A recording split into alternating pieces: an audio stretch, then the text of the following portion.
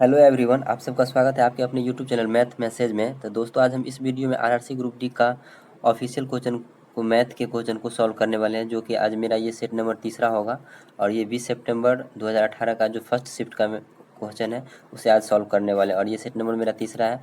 ये एक सीरीज चलाया जा रहा है जब तक ग्रुप डी और एनटीपीसी सीबीटी 2 का एग्जाम नहीं हो पा रहा है, तब तक ये सीरीज चलता रहेगा। अगर आप लोगों का अच्छा सपोर्ट मिला तो इसे सिर्फ खाली क्या करना है, प्रैक्टिस के तौर पे ही देखना है। हम ऐसा मान के चलते हैं कि आप लोग एक बार कंप्लीट सिलेबस पढ़ चुके हैं, इसे सिर्फ खाली क्या करना है, प्रैक्टिस के तौर पे देखना है।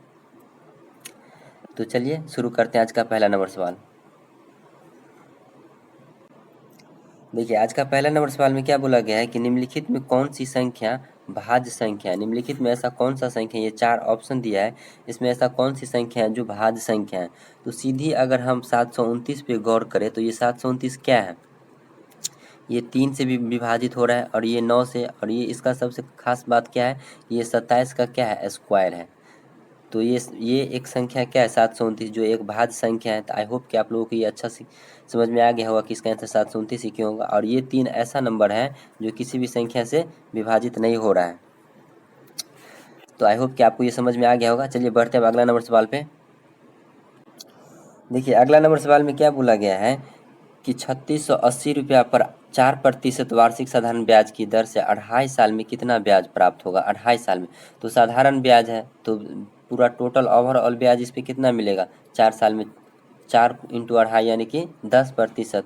तो 33680 का 10% निकाल लेंगे तो ये मेरा टोटल क्या आ जाएगा, ब्याज आ जाएगा। तो हम देख रहे हैं ये जीरो से ये जीरो गया, फिर ये से ये जीरो गया, तो ओवरऑल कितना ब्याज आ रहा है, 368 रुपया। आई होप कि आपको ये क्लियर हो गया होगा। सिर्फ खाली इसे प्रैक्टिस के तौर पे देखना है। जो लोग भी ग्रुप डी और एनटीपीसी सीबीटी 2 का प्रिपरेशन कर रहे हैं उन लोगों के लिए काफ़ी हेल्पफुल होने वाले हैं।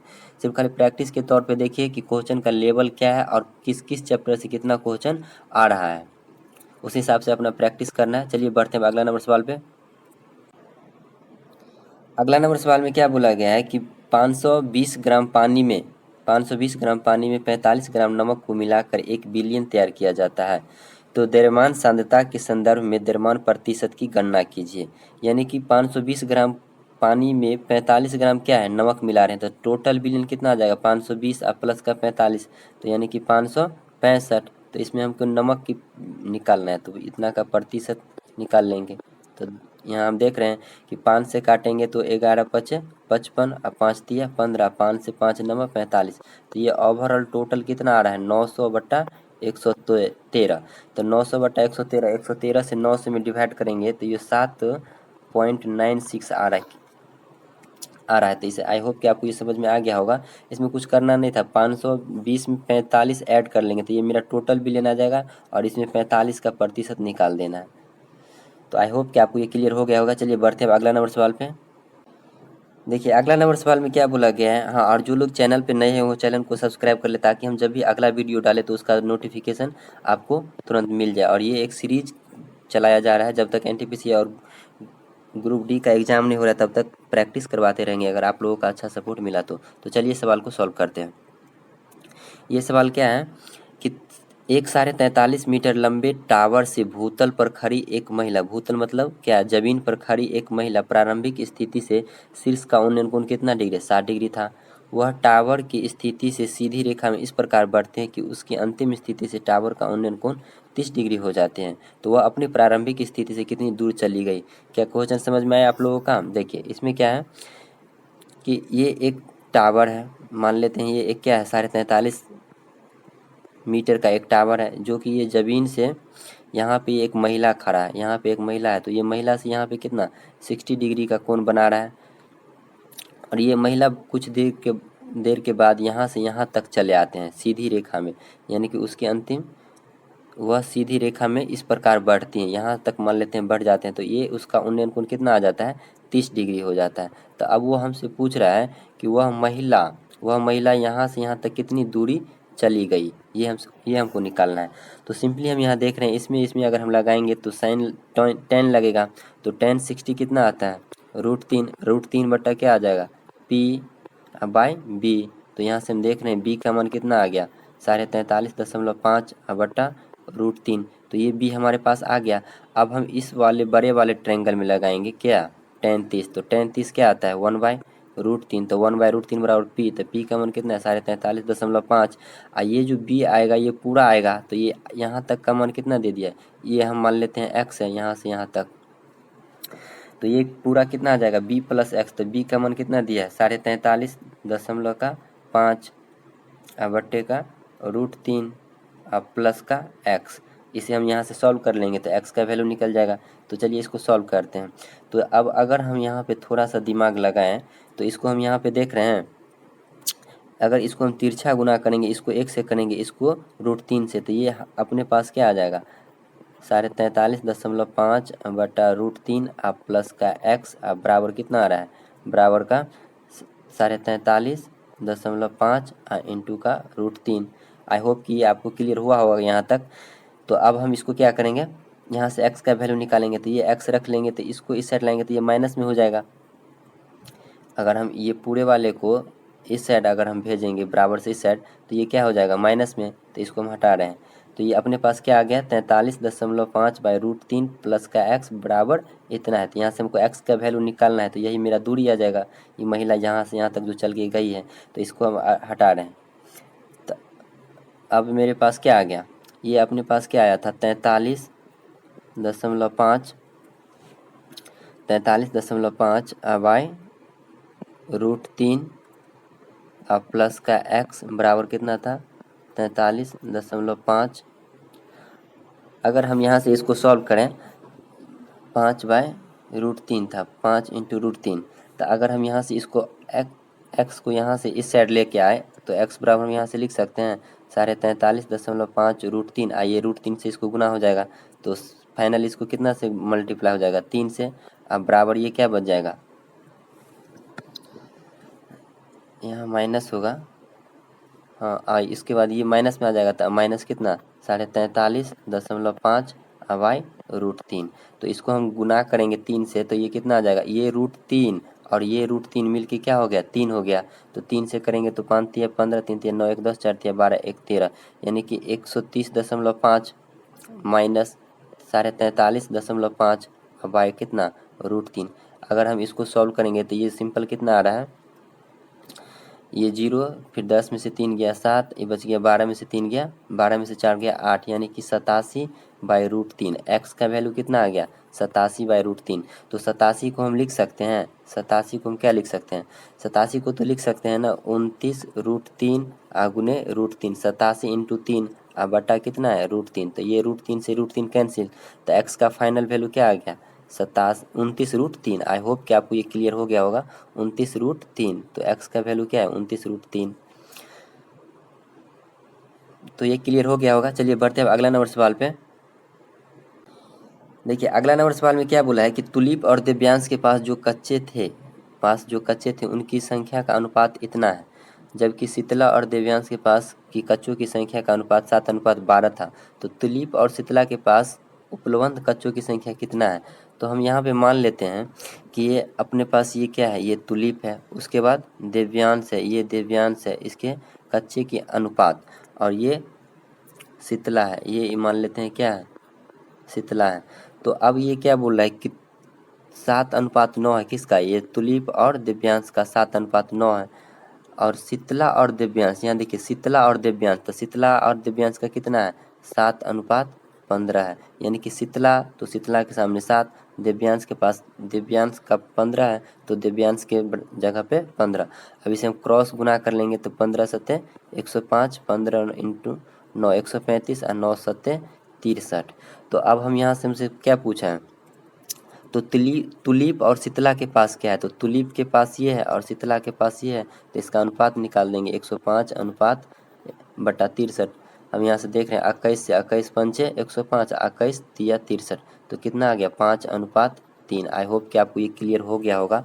देखिए इसमें क्या है, ये अनुपात से निकालना था, रेशियो का क्वेश्चन है, तो आई होप कि आपको ये क्लियर हो गया होगा। चलिए बढ़ते हैं अगला नंबर सवाल पे। देखिए अगला नंबर सवाल क्या है, एक छोटा सा कैलकुलेशन दे दिया है। इसमें क्या करना है कि यहाँ पे देखिए हम देख रहे हैं तो एक अंक के बाद दशमलव है, यहाँ भी एक अंक के बाद दशमलव है, जो कि बराबर से है, इस साइड बराबर, यहाँ बीच में बराबर है, तो दशमलव से कोई फर्क पड़ने वाला नहीं है। तो सिंपली हम इसको सॉल्व कर लेते हैं। तो अगर हम इसको इससे करेंगे तो ये कितना आ जाएगा -2 माइनस का 2 और फिर माइनस माइनस क्या आ जाएगा, प्लस का 2 इंटू 6c तक कितना आ जाएगा 12c, अब बराबर कितना आ जाएगा 7। दशमलव को हटा दिए तो अब ये 2 इस साइड जाएगा तो प्लस में आ जाएगा, तो यहाँ से 12c बराबर कितना आ जाएगा 7 प्लस 2 का 9, तो c बराबर यहाँ फाइनल कितना आ गया 9/12। अगर हम 3 से इसको काट ले तो 3 तिया 9, 3 से 4 बार में, तो ये फाइनल c का मान कितना आ रहा है 3/4। तो 3/4 का दशमलव वैल्यू क्या होता है 0.75। आई होप कि आपको ये क्लियर हो गया होगा। चलिए बढ़ते हैं अगला नंबर सवाल पे। देखिए अगला नंबर सवाल में क्या है, एक बोर्ड मास का सिंप्लीफिकेशन है, तो इसे आराम से सॉल्व कर लेंगे। इसमें क्या करना है कि सबसे पहले हम भाग का क्रिया करेंगे, यानी कि बोर्ड मास का रूल है। आई होप कि आप लोगों को ये बोर्ड मास का रूल आता होगा। तो अगर हम ये 5 से इसमें पहले भाग कर लें, अगर ये 5 से पहले -35 में भाग कर लेंगे तो ये ओवरऑल कितना आ रहा है 7 आ जाएगा। उसके बाद ये भाग कितना है 63/7, और फिर का मतलब गुना होता है, फिर -1 आइए प्लस या माइनस क्या आ जाएगा माइनस का 6। तो इतना को सॉल्व करना है पहले। तो ये ओवरऑल कितना आ रहा है 7 से इसको काट लेंगे तो 7 से 9 बार में, और 9 इंटू 1 करेंगे तो कितना आ जाएगा माइनस का 9 और माइनस का 9 और फिर माइनस का 6। तो माइनस का 9 और माइनस का 6 कितना आ गया माइनस का 15। आई होप कि आपको ये पूरा का वैल्यू कितना आ गया, ये पूरा का वैल्यू कितना आ गया माइनस का 15। अब 275 में हमको -15 से डिवाइड करना था, माइनस लगा देंगे, इसमें 15 से डिवाइड कर लेंगे तो 5 से काट रहे हैं तो 5 तिया 15, 5 25, 2 5 25। तो ये ओवरऑल कितना आ रहा है -55/3, जो कि किसी भी ऑप्शन में नहीं थे। इस सवाल का आंसर आप लोग कमेंट में ज़रूर बताइएगा, हमको लग रहा है कहीं पे ये सवाल में कुछ मिस्टेक है। तो चलिए अब बढ़ते हैं अगला नंबर सवाल पे। देखिए अगला नंबर सवाल में क्या बोला है कि 10/11 में हम क्या जोड़ें कि योगफल हमको 11/10 हो जाए। तो हम क्या करते हैं, किसी भी संख्या मान लेते हैं, हम किसी भी संख्या 3 में हम कितना जोड़ेंगे कि हमको क्या हो जाएगा 12 प्राप्त हो जाएगा। तो हम सिंपली क्या करते हैं, जितना प्राप्त होगा उतना में हमसे ये जितना में हमको जोड़ना रहता है वो माइनस कर लेते हैं, यानी कि 12 माइनस 3 कर लेंगे तो क्या आ जाएगा 9। तो उसी तरह इसको भी सॉल्व कर लेंगे, यानी कि हम इतना में कितना जोड़ेंगे कि हमको 11/10 प्राप्त होगा। तो 11/10 में से हम क्या 10/11 माइनस कर लेंगे, तो दोनों का एलसीएम देख रहे हैं तो ये आ जाएगा कितना 121 माइनस का 100, ये बटा कितना आ रहा है 110 एलसीएम। तो 121 माइनस 100 तो कितना आ जाएगा 21 बटा कितना 110। आई होप कि आपको ये क्लियर हो गया होगा। चलिए बढ़ते हैं अगला नंबर सवाल पे। देखिए अगला नंबर सवाल में क्या बोला गया है कि 4 अंकों को आरोही क्रम में रखने पर उनके क्रम WXYZ है और सबसे छोटे 3 अंकों का औसत 25.5 है, और जबकि सबसे बड़े 3 अंकों का औसत 29.5 है। तो अंकों का प्रास क्या होगा, प्रास क्या होता है बड़ी संख्या माइनस छोटी संख्या, यानी कि प्रास बराबर क्या होता है बड़ी संख्या, यानी कि सबसे बड़ी संख्या माइनस छोटी संख्या। ये सिंपल सा एक फार्मूला है। तो इसमें हम सबसे पहले क्या करेंगे, इसमें सिंपल सबसे पहले हमको क्या करना है, तो ये क्या है कि WXY और Z में सबसे 3 अंकों का औसत कितना दे दिया है सबसे छोटी 3। तो सबसे छोटका 3 कौन होगा, यही WXY होगा। तो सबसे छोटका W plus X plus Y, तीनों का अगर हम योग निकालेंगे तो 25 इंटू 3 हो जाएगा, तो 25 या 75 एक 76.5। तो ये कितना आ गया 76.5। तीनों संख्या का योग कितना आ गया 76.5, और जबकि बड़ी 3 संख्या है। अब हमसे क्या बोला है कि ये बड़ी सबसे बड़ी 3 अंकों का औसत, तो सबसे बड़ी 3 अंकों का औसत क्या हो जाएगा ये हो जाएगा। तो सबसे बड़े 3 क्या आ जाएगा Z plus Y plus X का वैल्यू कितना है 29.5 इंटू 3, तो 29 या 87 और 1.5 कितना आ जाएगा 88.5। तो ये 88.5 आ गया। हमसे क्या पूछा है प्रास, यानी कि प्रास क्या होगा, तो बड़ी संख्या माइनस छोटी संख्या, यानी कि बड़ी संख्या में से ये छोटी संख्या माइनस कर लेंगे, तो ये प्लस माइनस गया तो कितना आ जाएगा Z माइनस का W बराबर इतना में से इतना माइनस कर लेंगे तो कितना आ जाएगा 12। आई होप कि आपको ये क्लियर हो गया होगा। ये छोटा सा एक कैलकुलेशन था। चलिए अब बढ़ते हैं अगला नंबर सवाल पे। चलिए इस सवाल को आप लोग अपने से ट्राई कीजिए कि इसका क्या आंसर आ रहा है। तो चलिए हम बनाते हैं। देखिए इसमें क्या बोला है कि साई किसी काम को 17 दिन में कर सकता है, जबकि बिंदु 51 दिन में कर सकता है। तो साई पहले दिन काम करता है, बिंदु दूसरे दिन काम करता है, और काम के समाप्त होने तक यह क्रम जारी रहता है। तो काम पूरा करने में कुल कितना दिन लगेंगे, यानी कि क्या है साई पहले दिन काम करता है, फिर दूसरे दिन कौन काम करता है बिंदु काम करता है। तो इसी तरह क्रम जब तक काम समाप्त नहीं होता तब तक चालू रहता है, तो काम कितने दिन में समाप्त हो जाएगा। तो हम यहाँ पे ये मान लेंगे, इसको हम इसको क्या मान लेंगे कि ये अपने पास ये क्या है, ये साई है और ये बिंदु है। तो ये किसी काम को 17 दिन में समाप्त कर देते हैं, ये किसी काम को 51 दिन में। तो टोटल ओवरऑल काम हम अगर निकालेंगे तो इसका एलसीएम आएगा, सबसे एलसीएम तो कितना आ जाएगा 51। तो ये 17 इंटू 3 और ये 51 का 51, यानी कि ये 3 की एफिशिएंसी से करता है और ये 1 की एफिशिएंसी से। यानी कि एफिशिएंसी का मतलब ये हुआ कि साई जो है ना एक दिन में 3 काम करता है और बिंदु एक दिन में एक ही काम करता है। तो सबसे पहला दिन क्या आएगा, साई आएगा, तो एक दिन में ये 3 काम कर देगा। फिर उसके बाद अगला दिन बिंदु आएगा, तो ये भी एक दिन में एक काम कर देगा। तो ओवरऑल हम देखें अगर, तो 2 दिन में ये अपने पास कितना काम हो रहा है, ओवरऑल देखें तो 2 दिन में 4 काम हो रहा है, 2 दिन में 3 है, एक 4 काम हो रहा है। तो अगर हम इसको किस संख्या से मल्टीप्लाई करेंगे जो कि 51 के पास पहुंच जाएंगे, तो अगर हम यहाँ पे 12 से मल्टीप्लाई करते हैं दोनों पक्ष में, तो 12 दूना 24 और 12 चौक 48। तो देखिए तो ये 12 दूना 24, 12 चौक 48। तो यानी कि हम यहाँ पे ओवरऑल देख रहे हैं कि 24 दिन में अपने 48 काम पूरा हो रहा है, दोनों बारी बारी से करेगा तो 24 दिन में। तो अगले दिन एक दिन क्या आएगा, फिर साई आ जाएगा। फिर अगले दिन तो ये फिर साई आएगा, तो ये साई आएगा अगले दिन, तो एक दिन लेगा और ये क्या कर देगा, 3 काम कर देगा। तो 24 है एक क्या हो जाएगा 25, 48 दिन 51। ओवरऑल 25 दिन में क्या हो रहा है, 51 काम परिपूर्ण हो रहा है, यानी कि काम समाप्त हो जाएगा। तो फिर बिंदु अगला दिन नहीं आएगा क्योंकि 25 दिन में तो काम पूरा समाप्त हो चुका है। तो इसलिए टोटल काम समाप्त करने में कितना 25 दिन लगेंगे। आई होप कि आपको ये क्लियर हो गया होगा। चलिए बढ़ते हैं अगला नंबर सवाल पे। तो आई होप कि आप लोग देख रहे होंगे कि क्वेश्चन का लेवल किस टाइप से आ रहा है। सिर्फ खाली क्या करना है, प्रैक्टिस करते रहना है। चलिए बढ़ते हैं अगला नंबर सवाल पे। देखिए अगला नंबर सवाल में क्या बोला है कि एक लड़की को 400 किलोमीटर की दूरी 5 घंटे में तय करना है। उसे कुछ समय 85 किलोमीटर की स्पीड से जाता है पर घंटा से, और शेष समय 55 किलोमीटर प्रति घंटा से जा रहा है, 55 किलोमीटर प्रति घंटा से। तो उसने अधिक गति से कितनी देर तक यात्रा किया। टोटल दूरी 400 जाना है, 400 किलोमीटर, टोटल समय उसको 5 घंटे लगना है। तो हम यहाँ पे मान लेंगे, माना कि वह x से ज़्यादा गया है, तो x से कितना जाएगा, x घंटा जाएगा कितना से 85 से, तो ये दूरी कितना आ जाएगा 85 इंटू एक्स। अब प्लस फिर अब 5 घंटा में से x घंटा चला गया तो समय शेष क्या बचेगा 5 माइनस का x, और फिर इसका दूरी निकालेंगे तो ये कितना से जाएगा 55 से, तो ये 55। ये टोटल दूरी कितना तय करती हैं तो 400। अब यहाँ से सिंपली हम सॉल्व कर लेंगे, तो हम डायरेक्ट सॉल्व कर रहे हैं x का वैल्यू। तो 55 में से 85 में से 55 घटा लेंगे तो ये कितना आ जाएगा 30x। अब बराबर फिर ये 400 में से ये 55 इंटू 5 करेंगे तो माइनस हो जाएगा इस साइड आके। तो 55 इंटू 5 5 है 25, 5 है 25, 227, 275 माइनस हो जाएगा, तो ये कितना आ जाएगा 125। तो हम यहाँ से देख रहे हैं कि x का वैल्यू क्या आ रहा है अपने पास, x बराबर अपने पास क्या आ रहा है 125 बाई 30। तो हम यहाँ 25 से काट लेंगे तो 25 से नहीं 5 से काटेंगे तो ये 25 बार में, 5 से 6 बार में। तो अब ये ओवरऑल कितना आ रहा है 25/6। तो 25/6 को हम लिख सकते हैं 4.6 1/6। तो ये कितना आ जाएगा 6 चौक 24 से 25/6। अब तो ये अपने पास क्या आ गया, ये 4 घंटा आ गया, और ये जो बचा है तो इसको हम अगर घंटा में चेंज करेंगे तो इसको 60 से क्या करना पड़ेगा गुना, तो ये 6 दाहिन के 60। तो ये अपने पास क्या आ गया, यानी कि 4 घंटा 10 मिनट। आई होप कि आपको ये क्लियर हो गया। उसे पूरा सबसे अधिक दूरी कितना तय किया 4 घंटा 10 मिनट की गति।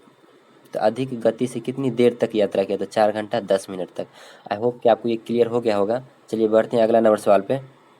देखिए अगला नंबर सवाल में क्या है, एक छोटा सा सवाल है। इसमें क्या बोला है कि एक वस्तु 20 मीटर त्रिज्या वाले वृत्ताकार पथ पर इतना मीटर पर सेकंड की समान गति से चल रही है। तो इसके द्वारा समान गति से चल रही है, तो एक पूरा चक्कर करने में कितना समय लेगा। यानी कि ये मान लेते हैं कि एक 20 सेंटीमीटर त्रिज्या वाला एक वृत्त है, ये एक 20 सेंटीमीटर त्रिज्या वाला वृत्त है। इसका त्रिज्या कितना दिया है, आर का मान 20 है, 20 मीटर है, 20 मीटर है, 20 मीटर है। तो ये बोल रहा है क्या कि एक वृत्ताकार पथ पर 4 मीटर पर सेकंड की गति से समान गति से चल रहे थे, इसके द्वारा एक चक्कर में, यानी कि एक चक्कर में, तो ये जो व्यक्ति चलेगा तो इसका दूरी क्या होगा, ये जो व्यक्ति चलेगा तो इसका जो ये सर्कल का यानी कि ये जो वृत्त है इसका तो परिधि ही एक चक्कर में उसका दूरी होगा। तो हम परिधि बराबर निकाल लेंगे 2πr। तो 2 पाई का मान पाई में ही है, तो पाई आर का मान कितना 20, तो 20 दूना कितना आ रहा है 40 पाई आ रहा है। यानी कि ओवरऑल उसका एक चक्कर में पूरा दूरी कितना आ रहा है 40 पाई। तो वह बोल रहा है कि एक सेकेंड में 4 मीटर पर सेकेंड से जा रहा है। तो कितना समय लगेगा, तो समय बराबर दूरी बटा 4, 4 से इसको काट लेंगे 4 दाइन के समय, यानी कि 10 पाई प्रति सेकेंड। आई होप कि आपको ये क्लियर हो गया होगा। चलिए बढ़ते हैं अगला नंबर सवाल पे। देखिए अगला नंबर सवाल में क्या बोला गया है कि 306, 204 और 136 का महत्तम समावर्तक क्या होगा, यानी कि हमको इसको HCF फाइंड करना है। तो इसे तो आप लोग, चलिए इसे आप लोग पहले एक बार ट्राई कीजिए। तो देखिए इसको कैसे बनाएंगे कि ये 306 है ना, तो 306 को हम लिख सकते हैं 17 इंटू 18। तो 17 इंटू 18, 18 को लिख सकते हैं 3 तिया 9 इंटू 2 18। फिर 204 को क्या लिख सकते हैं 17 इंटू 12, तो 17 इंटू 12 को कितना 2 3 3 दूना 6 दूना 12। फिर 136 को क्या लिख सकते हैं 17 इंटू 8, तो 8 को 2 इंटू 2 इंटू 2। तो अब हम यहाँ पे ओवरऑल देखें तो ये कॉमन क्या है, यानी कि HCF का मतलब क्या होता है हाईएस्ट कॉमन फैक्टर। HCF का मतलब हाईएस्ट कॉमन फैक्टर, तो इसमें 17 तो समय मिल रहा है। उसके बाद देखिए 3 तो इसमें है लेकिन इसमें तो 3 नहीं है, तो ये 3 को नहीं लेना है। अब यहाँ पे देखिए ये 2 सब में मिल रहा है तो 2 ले लेंगे, तो ये कितना आ जाएगा 17 दूना 34। आई होप कि आपको ये क्लियर हो गया होगा। चलिए बढ़ते हैं अगला नंबर सवाल पे। चलिए अगला नंबर सवाल ट्राई कीजिए आप लोग अपने से। देखिए इसमें क्या बोला है कि 4.5 सेंटीमीटर भुजा वाला एक वर्गाकार वर्ग के प्रत्येक कोने से 1 सेमी भुजा वाले शीर्ष काटे जा रहे हैं, शीर्ष काटे जाते हैं। तो इस प्रकार बने अष्टभुज की परिधि और क्षेत्रफल क्या होगा। यानी कि हम ये मान लेते हैं कि ये अपने पास क्या है एक 4.5 सेंटीमीटर भुजा वाला एक वर्ग है, ये अपने पास एक 4.5 सेंटीमीटर भुजा वाला एक वर्ग है। अब ये हमसे क्या पूछा है कि 4.5 सेंटीमीटर भुजा वाले वर्ग है, तो इसमें से एक सेमी भुजा वाला शीर्ष काटे जाते हैं, एक सेमी भुजा वाला शीर्ष काटे जाते हैं प्रत्येक कोने से। तो हम ऐसा मान लेते हैं कि ये अपने पास 1 सेंटीमीटर भुजा वाला ये एक हम शीर्ष काट लिए, ये एक काट लिए, 1 सेंटीमीटर शीर्ष है 1 सेंटीमीटर भुजा वाला। तो ये अगर इसका हम क्षेत्रफल की बात करें, अष्टभुज की क्षेत्रफल की बात करें तो क्या करेंगे, ये पूरे वर्ग के क्षेत्रफल में से, ये पूरे वर्ग के क्षेत्रफल में से ये त्रिभुज का जो ये क्षेत्रफल बच रहा है, ये चारों त्रिभुज का क्षेत्रफल माइनस कर लेंगे तो ये अष्टभुज का क्षेत्रफल आ जाएगा। तो वर्ग का क्षेत्रफल क्या होता है भुजा स्क्वायर, तो 4.5 का 4.5 का स्क्वायर कितना आएगा, इसका स्क्वायर इकाई का अंक 5 है तो इसको 5 है 25 आप 5 चौका 20, यानी कि एक अंक बढ़ा के गुना करते हैं, 4 है तो 5 से करेंगे, 5 रहेगा तो 6 से एक अंक बढ़ा के, तो ये क्या आ गया, ये वर्ग का एरिया आ गया, ये स्क्वायर आ गया, क्षेत्रफल आ गया, यानी कि वर्ग का क्षेत्रफल इतना। तो अब ये हम यहाँ पे देखिए ये भी 1 सेंटीमीटर ये भी 1 सेंटीमीटर है, तो ये अपने पास एक राइट एंगल समकोण त्रिभुज बन रहा है, ये अपने पास एक समकोण त्रिभुज। तो ये एक है ये एक है, तो ये अंदर रूट 2 आ जाएगा, कर्ण स्क्वायर बराबर लंब स्क्वायर जो आधार स्क्वायर, ये भी अंदर रूट 2, ये भी अंदर रूट 2 और ये भी अंदर रूट 2। लेकिन समकोण त्रिभुज का क्षेत्रफल क्या होता है, एक त्रिभुज का क्षेत्रफल हम निकालेंगे तो 1/2 इंटू आधार इंटू ऊंचाई। तो यहाँ से हम ओवरऑल देख रहे हैं तो ये कितना आ रहा है 1/2, एक त्रिभुज का क्षेत्रफल कितना आ गया 1/2, तो टोटल 4 त्रिभुज है तो इसको 4 से मल्टीप्लाई कर लेंगे तो 2 से 2 दूना 4, तो यानी कि चारों त्रिभुज का क्षेत्रफल कितना आ रहा है 2 सेंटीमीटर स्क्वायर। तो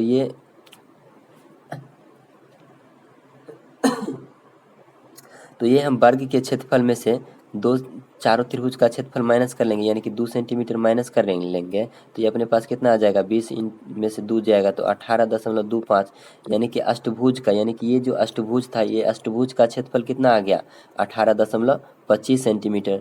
तो 18.25 सेंटीमीटर क्या आ गया क्षेत्रफल आ गया। अब हमसे क्या पूछ रहा है कि परिधि क्या होगा, तो परिधि कैसे निकालेंगे, यानी कि परिधि क्या होता है किसी भी आकृति का उनकी सभी भुजाओं का योग होता है, सभी भुजाओं का योग सॉरी सभी भुजाओं का योग। तो चलिए अब इसको हम हटा रहे हैं, क्षेत्रफल तो आ गया कितना 18.25। तो ये जो अपने पास एक वर्ग है स्क्वायर है, तो ये कितना आया था 1 सेंटीमीटर का ये 1 सेंटीमीटर का ये 1 सेंटीमीटर का ये इसको थोड़ा फ्रेश से बना रहे हैं। ये जो अपने पास एक स्क्वायर है तो ये कितना आ गया, ये आ गया 1 सेंटीमीटर, ये आ गया ये आ गया 1 सेंटीमीटर। सॉरी, ये वाले 1 सेंटीमीटर है, ये तो √2 है, ये √2 आ गया, ये √2 आ गया, ये √2, यानी कि 1 1 सेंटीमीटर का क्या किया, शीर्ष काटे हैं, शीर्ष लंब। तो ये 1 सेंटीमीटर, ये भी 1 सेंटीमीटर, ये भी 1 सेंटीमीटर है, और ये भी 1 1 सेंटीमीटर है। तो ये ओवरऑल क्या होता है, किसी भी आकृति का परिधि क्या होता है, उनकी सभी भुजाओं का योग। तो अगर हम थोड़ा सा इसको गौर से देखें तो ये अपने पास क्या आ रहा है, ये सॉरी, ये एक समकोण त्रिभुज का परिधि क्या आ रहा है, 1 1 2 प्लस का √2।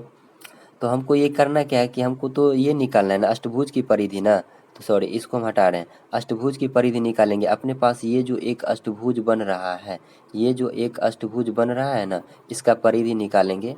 हम इसको हाईलाइटेड कर देते हैं अष्टभुज की। 1 मिनट, इसको दूसरा कलर लेते हैं।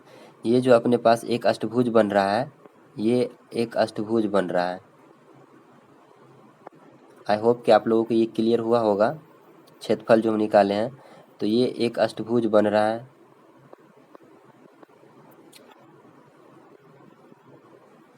देखिए ये जो एक अष्टभुज बन रहा है ना, ये एक अष्टभुज, तो इसका हमको क्या करना है, परिधि निकालना है। तो अब ये पूरा कितना था, 4.5 सेंटीमीटर, तो एक इधर से और एक इधर से माइनस हो जाएगा, तो ये कितना बचेगा, 2.5 सेंटीमीटर, यानी कि ये वाला 2.5 बचेगा, ये भी 2.5 बचेगा, और ये वाला भी 2.5 बचेगा, क्योंकि पूरा 4 था, उसमें से 2 माइनस हो गया था, 2.5 बचेगा। फिर ये भी क्या बचेगा, 2.5, ये वाला भी 2.5 सेंटीमीटर। तो किसी भी आकृति का परिधि क्या होता है, उनकी सभी भुजाओं का योग। तो ये 2.5 का कै ठू भुजा है, 4 ठू है, 4 भुजा है। तो ये क्या कर लेंगे, 2.5 इंटू का 4, तो ये 2.5 इंटू 4 कितना आ जाएगा, 10। और ये वाले भुजा, ये शीर्ष लंब वाले भुजा कितना है, √2 सेंटीमीटर का कितना है, 4 है। तो इसको √2 सेंटीमीटर को 4 से मल्टीप्लाई कर लेंगे, तो ये कितना आ जाएगा, तो ये आ जाएगा +4√2। आई होप कि आपको ये क्लियर हो गया। तो ये हमारे पास टोटल ओवरऑल परिधि कितना आ रहा है, 10 + 4√2 सेंटीमीटर, और क्षेत्रफल कितना आया था, 18.25। आई होप कि आप लोगों को ये क्लियर हो गया होगा। तो देखिए किस तरह से भी कुछ कुछ सवाल ऐसा है जो कि कैलकुलेटिव है, और उसे अगर आप प्रोसेस से बनाइएगा तो बहुत समय लगेगा, लेकिन अगर हम सोच लें कि किसी भी कि इसको कम समय में कैसे डील करना है, तो आप इसे इस ईजिली सॉल्व कर सकते हैं। तो चलिए बढ़ते हैं अगला नंबर सवाल पे। अगला नंबर सवाल में क्या बोला है कि 8% साधारण वार्षिक ब्याज की दर से कोई राशि 3 वर्ष 3 माह में इतना रुपया हो जाती का मतलब क्या है, ये ए दिया है, मृतधन दिया है, तो मूल राशि कितनी थी। तो हम आई बराबर निकालेंगे, तो आई बराबर क्या होता है, ए माइनस का पी। तो आई बराबर क्या आ जाएगा, ए माइनस का पी, तो आई कितना आ जाएगा, 819 माइनस का पी हम मान लेंगे। तो सिंपली हम आई बराबर यहाँ से फार्मूला लगा देंगे। तो आई बराबर क्या होगा, ए आई बराबर पी इंटू आर, आर 8 है, आर इंटू समय 3 वर्ष 3 माह, तो 12×3 = 36, 39 माह आ जाएगा। बट्टे कितना, 100। ये माह को अगर हम महीना में साल में कन्वर्ट करेंगे तो इंटू 12 से भाग देना पड़ेगा, तो इंटू 12। अब इसको हम देख रहे हैं 4 से काटेंगे, तो 4 से 4 दूना 8, 4 से 4 तिया 12। अब तो नहीं कट रहा है, तो ये कितना आ रहा है, 13 दूना 26, ये 3 से कट रहा है, 3 से 13, तो ये कितना आ रहा है, 13 दूना 26 पी। और ये ओवरऑल ये इधर कितना आ रहा है, 819 इंटू 100 माइनस का, तो ये माइनस का जो 100 पी यहाँ से गुना होके जाएगा इस साइड, तो ये प्लस का हो जाएगा, तो 100 प्लस 26, तो ये कितना आ जाएगा, 126 पी। तो हम यहाँ से लिख सकते हैं 819 इंटू का 100 बटा 126 पी, पी बराबर। अब इसको सिंपली सॉल्व कर लेंगे।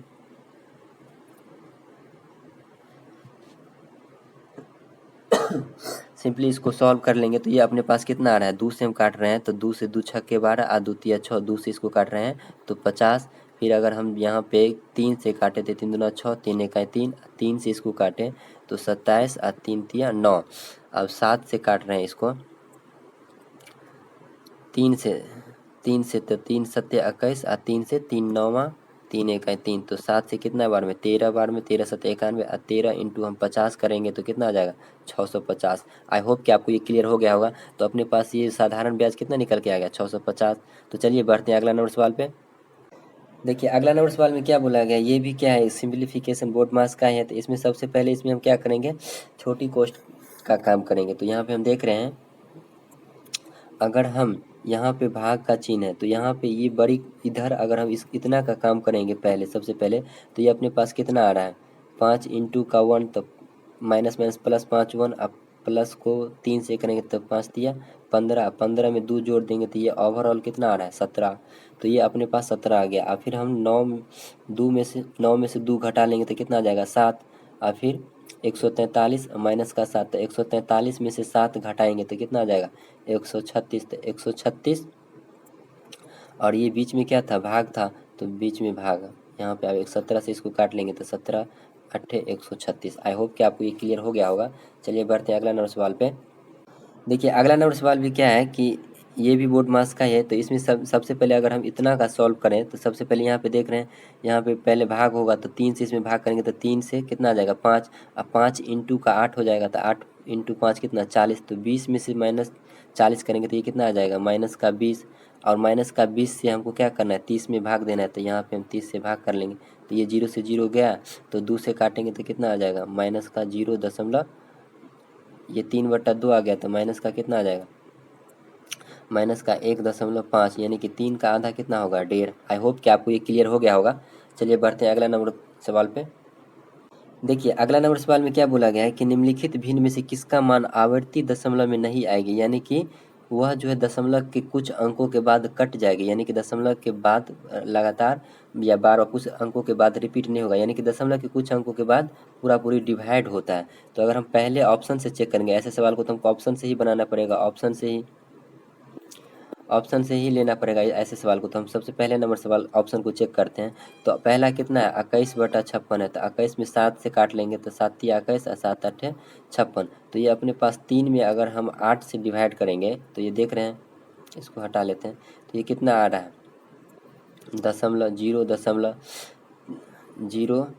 दशमलव कितना, 8 से काट रहे हैं तो 30 आ जाएगा, तो 8 तिरिक लगाएंगे 24, तो 6 आ जाएगा। फिर 56 लगाएंगे, 8 7 56, फिर 4 आ जाएगा, 0 40 आ जाएगा, तो फिर 8 पंचे 40, यानी कि ये दशमलव के 3 अंक के बाद क्या हो रहा है, पूरी पूरी कट रहा है। तो यही एक ऐसा संख्या है जो आवृत्ति में नहीं आएगी, नहीं तो ये बाद बाकी टोटल आने वाले हैं। तो चलिए बढ़ते हैं अगला नंबर सवाल पे।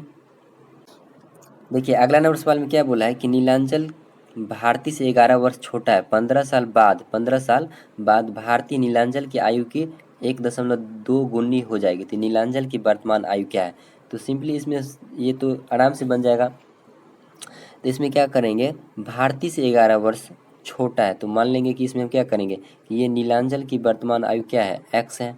तो भारती से 11 वर्ष छोटा, यानी कि भारती का कितना आ जाएगा, भारती इससे 11 वर्ष बड़ा होगा, तो x + 11। अब क्या बोल रहा है कि 15 साल बाद, तो इसमें 15 जोड़ देंगे, इसमें भी 15 जोड़ देंगे, नीलांचल की आयु की इतना गुनी हो जाएगी। तो नीलांचल की आयु तो यही है, तो इतना का गुनी हो जाएगी, 1.2 गुनी, और ये दोनों आपस में क्या हो जाएगा, बराबर हो जाएगा। तो अब इसको हम सिंपली सॉल्व करेंगे तो ये कितना आ जाएगा, 1.2x प्लस 12 × 15 करेंगे तो 180 में 1 दशमलव लगा देंगे तो ये कितना आ जाएगा, 18। ये आ रहा है कितना, x प्लस 15 × 11 कितना आ जाएगा, 26। तो ये यहाँ पे देख रहे हैं दशमलव का 2x बच रहा है, अब बराबर 26 में से 18 जाएगा तो कितना आ जाएगा, 8।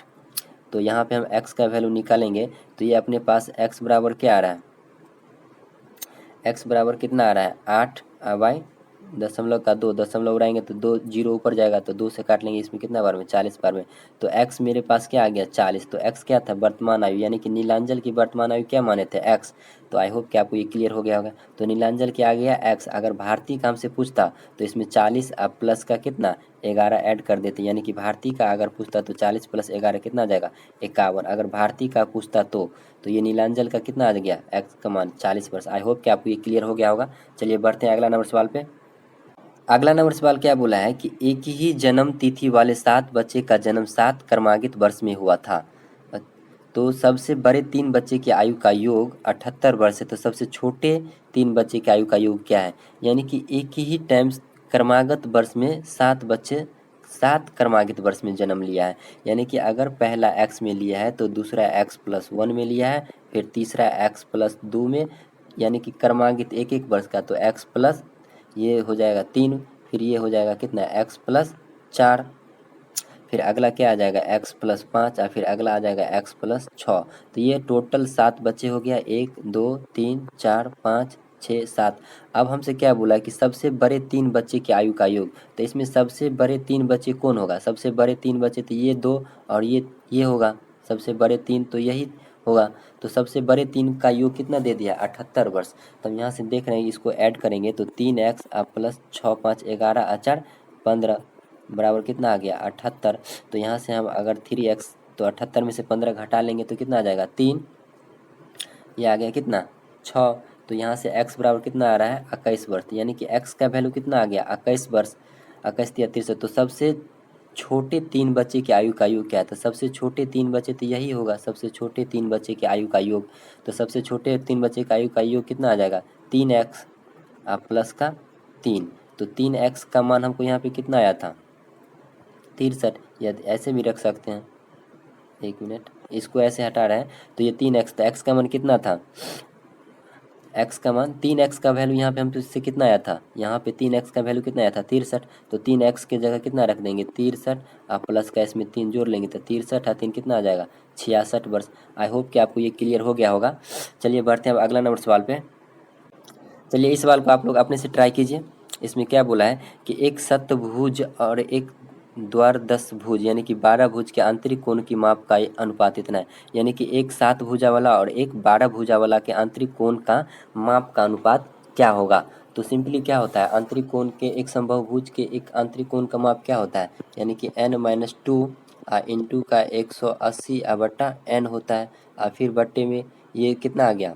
फिर ये दूसरा का आएगा n-2 इंटू का 180 बट्टे का n। इसका अनुपात पूछ रहा है, जो कि यहाँ पे पहले वाले कंडीशन में n का मान 7 रखना है, दूसरे वाले कंडीशन में n का मान 12 रखना है। देखिए कितना चालाक होगा जो इसको n को n से n काट देगा, जो कि n से n नहीं कटने वाला, क्योंकि यहाँ n का मान 7 है, यहाँ n का मान 12 है। तो ये लोग आप लोग गलती नहीं करना है। तो अब यहाँ से 7 में से 2 घटाएंगे तो 5, तो ये ओवरऑल कितना आ रहा है? 5 इंटू का 180 बट्टा कितना? 7, और फिर इसको हटा लें तो ये फिर आप दूसरा में कितना आ जाएगा? 12 में से 2 चला जाएगा तो कितना आ जाएगा? 10 इंटू का ये 180 है, 180 है बट्टे कितना? 12। तो अब हम यहाँ से इसको गुना करेंगे तो ये 180 से 180 चला जाएगा, और ये क्या आ जाएगा? ये 12 तो ऊपर चला जाएगा। तो अब इसको हम लिख सकते हैं, इसको तो अब हटा रहे हैं, इसको दूसरा कलर लेते हैं। तो इसको हम क्या लिख सकते हैं? इसको लिख सकते हैं 5 बट्टा का 7 इंटू का 12 बट्टा का 10। तो यहाँ से हम देख रहे हैं 5 से 5 दूना 10 और 2 से 2 छक्के 12। तो अनुपात कितना आ रहा है? 6:7। आई होप कि आपको ये क्लियर हो गया होगा। तो चलिए बढ़ते हैं अगला नंबर सवाल पे। चलिए अगला नंबर सवाल आप लोग अपने से खुद से ट्राई कीजिए। इसमें क्या बोल रहा है कि वकार और नसीमा की आयु में 8 वर्ष का अंतर है। जब 30 साल पहले उनका विवाह हुआ था तो वकार की आयु का 4 गुना नसीमा की आयु के 5 गुने के बराबर था। तो उनकी वर्तमान आयु का योग क्या है? तो इसमें इसको कैसे बनाएंगे? सबसे पहले हम क्या करेंगे, वकार और नसीमा की आयु में 8 वर्ष का अंतर है। तो हम यहाँ पे मान लेते हैं कि ये मेरे पास वकार है, तो वकार का कितना है? x है, और नसीमा का कितना आ जाएगा? 8 वर्ष का अंतर, यानी कि x माइनस का 8 वर्ष का अंतर है। अब क्या बोला कि जब 30 साल पहले उनका विवाह हुआ था, तो 30 साल पहले विवाह हुआ था, 30 साल पहले। अभी मान लीजिए कि जैसे 2021 है तो 30 साल पहले क्या आएगा? 2021 माइनस 30 कर लेंगे तो 30 साल पहले, यानी कि x माइनस का 30 साल पहले, और फिर x माइनस का 8 माइनस का 30 साल पहले। तो वकार की आयु का 4 गुना, यानी कि वकार की आयु तो ये है, वकार की आयु का 4 गुना और नसीमा की आयु के 5 गुने, नसीमा की आयु के 5 गुने के बराबर था। ये दोनों आपस में क्या था? अब बराबर था। तो अभी सिंपली इसको अगर हम सॉल्व करेंगे तो हम यहाँ पे देख रहे हैं 4 इंटू का x करेंगे तो ये कितना आ जाएगा? 4x माइनस 4 30 चौका 120 बराबर यहाँ 5x, ये 30 8 कितना आ गया? माइनस का 38। तो 38 इंटू 5 करेंगे तो 8 5 40, 5 15 4 19। तो ये माइनस का कितना आ रहा है? 190। तो अब यहाँ से हम देख रहे हैं 5 में से 4x चला जाएगा तो कितना बचेगा? x, यानी कि x बराबर 190 में से 120 चला जाएगा तो कितना बचेगा? 190 में से 120 चला जाएगा तो 0 और ये बच जाएगा कितना 70। तो यहाँ से हम x का मान कितना आ गया 70 वर्ष। तब हमसे क्या पूछा है, तो उनकी वर्तमान आयु का योग क्या है, उनके वर्तमान आयु का योग। तो उनकी वर्तमान आयु तो यही है x इंटू एक्स माइनस 8। तो 70 इसका आ जाएगा, इसका कितना आ जाएगा 70 माइनस का 2, यानी कि इसको हम ओवरऑल लिख सकते हैं 2x माइनस का 8। तो ओवरऑल उनके वर्तमान आयु का योग कितना आ जाएगा 2x माइनस का 8। तो 2 इंटू एक्स की जगह कितना 70 माइनस का 8। तो 70 दूना कितना 140 माइनस का 8 कर लेंगे तो ये ओवरऑल कितना आ रहा है 132 वर्ष। आई होप कि आपको ये क्लियर हो गया होगा जो ऑप्शन नंबर 4 है। तो चलिए बढ़ते हैं अब अगला नंबर सवाल पे। देखिए अगला नंबर सवाल में क्या बोला गया है कि समीकरण इतना के मूल्यों में से एक मूल 2 है, तो हमसे अन्य मूल्य पूछ रहा है, यानी कि दूसरा मूल। समीकरण ये द्विघात समीकरण ही, क्योंकि इसका पावर 2 है सबसे ज़्यादा। तो इसको अगर हम सॉल्व करेंगे तो एक बार x के जगह हम पहले 2 रख लेंगे तो ये कितना आ जाएगा 4 माइनस 24 दूना 48 प्लस का k। तो यहाँ से हम देख रहे हैं k बराबर कितना आ रहा है, k बराबर कितना आ गया 48 माइनस 4 यानी कि 44। तक k की जगह क्या करेंगे 44 रख देंगे। तो सिंपली हम इसको इसको लिख सकते हैं एक्स स्क्वायर माइनस का 24x प्लस का k बराबर 44। तो अब ये इसमें क्या करना है, इसको हम 24 को इस तरह से यानी कि 44 को इस तरह से तोड़ेंगे कि जोड़ेंगे तो कितना 24 आना चाहिए। तो इसको हम क्या लिख सकते हैं एक्स स्क्वायर माइनस का 22x माइनस का 2x लिख सकते हैं। 22 इंटू 2 प्लस कितना 24 और 22 दूना 44 प्लस का कितना है 44 है। तो यहाँ पे अगर हम x कॉमन ले लें तो x माइनस का क्या आ जाएगा 22 और फिर यहाँ पे अगर 2 कॉमन ले लेंगे तो x माइनस का 22। तो ओवरऑल हम यहाँ पे इसको देख रहे हैं ये अपने पास कितना आ रहा है x माइनस का 2 इंटू एक्स माइनस का 22। तो ये इतना बराबर अगर एक बार जीरो करेंगे तो x बराबर क्या आ जाएगा 22, इतना बराबर करेंगे तो एक बार x बराबर क्या आ जाएगा 2। तो x बराबर तो एक मूल 2 दे ही दिया था, तो अगला मूल क्या आ जाएगा 22, जो कि ऑप्शन नंबर 4 में है। आई होप कि आपको ये क्लियर हो गया होगा। चलिए बढ़ते हैं अगला नंबर सवाल पे। देखिए अगला नंबर सवाल में क्या बोला गया है कि 1600 रुपये की राशि पर 10% 10 वर्ष में कितना साधारण ब्याज प्राप्त होगा यदि ब्याज इतना रुपये प्रति वार्षिक है। तो इसमें क्या करेंगे 10 वर्ष में, तो इसको इतना से 10 से मल्टीप्लाई कर लेंगे तो ये कितना आ जाएगा, यानी कि 1600 इंटू कितना आ जाएगा 7.25 इंटू का 10 बटा का कितना 100। ये 2 जीरो उड़ाएंगे तो ये भी 100 आएगा।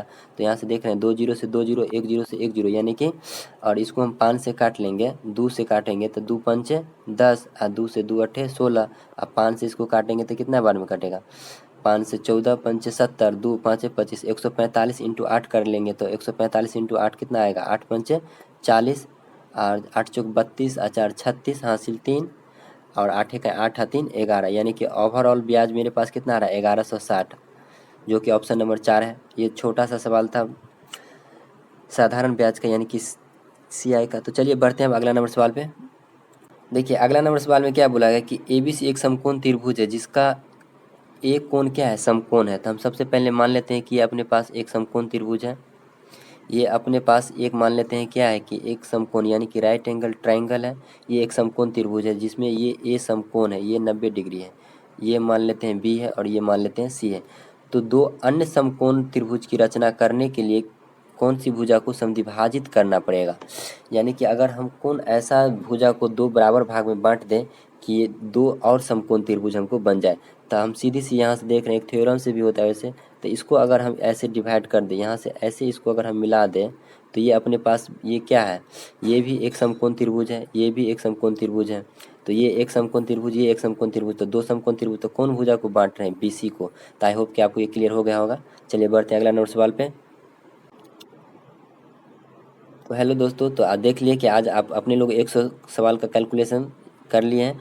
तो मिलते हैं हम अगला वीडियो में, नेक्स्ट वीडियो में। अगर आप लोगों का अच्छा लग रहा है तो चैनल को सब्सक्राइब कर लीजिए। अगला वीडियो अपलोड जब हम करेंगे तो आपका उसका नोटिफिकेशन मिल जाएगा। और ये मेरा सेट नंबर 3 था, जो कि आप लोगों को सिर्फ खाली क्या करना है इसमें प्रैक्टिस के तौर पे देखना है कि कौन सा सवाल हम कितना समय में बना रहे हैं। इसको प्रैक्टिस करते रहना जब तक ग्रुप डी और NTPC CBT 2 का एग्ज़ाम नहीं हो रहा है तब तक। ये ऑफिशियल क्वेश्चन को तो एक बार ज़रूर आराम से दोनों का आराम से बैठ के एक बार प्रैक्टिस करिए लेना है, तब ये एग्ज़ाम हॉल में बैठना है। अगर आप इन सब सवालों को एक बार प्रैक्टिस कर लेते हैं तो आई होप कि आपको ये अच्छा से स्पीड बढ़ जाएगा। तो चलिए मिलते हैं नेक्स्ट वीडियो में, तब तक के लिए जय हिंद।